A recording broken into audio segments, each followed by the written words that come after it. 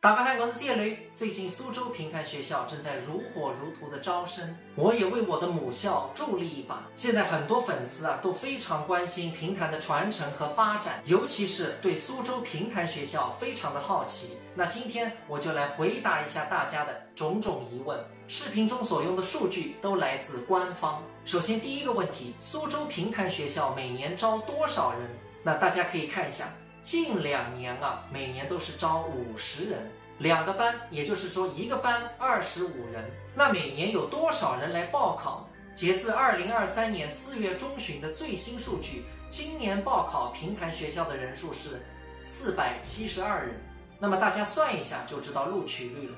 472人取50个，基本上就是1/10的几率，10个人进1个。这个竞争还是非常激烈的，用现在的话说，很内卷。接下来一个问题就是很多家长非常关心的，就是现在平校它是5年制大专嘛，读完之后它的就业率是多少？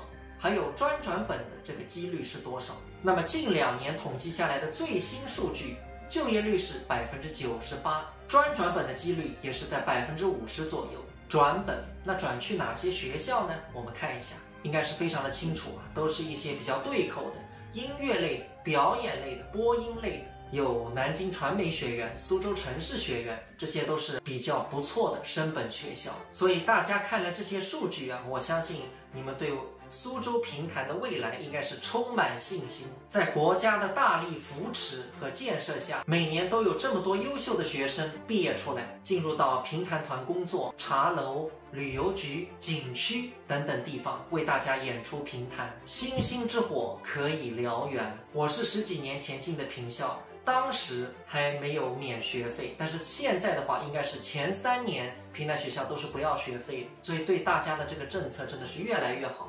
而且我始终认为360行，行行出状元，尤其是在现在这么内卷的一个社会下，很多大学生甚至研究生都找不到工作。你有很多文凭，但是可能比不过一门手艺，非物质文化遗产的传承手艺。平潭学校建校到现在，应该是已经走出了几十位的国家1级演员。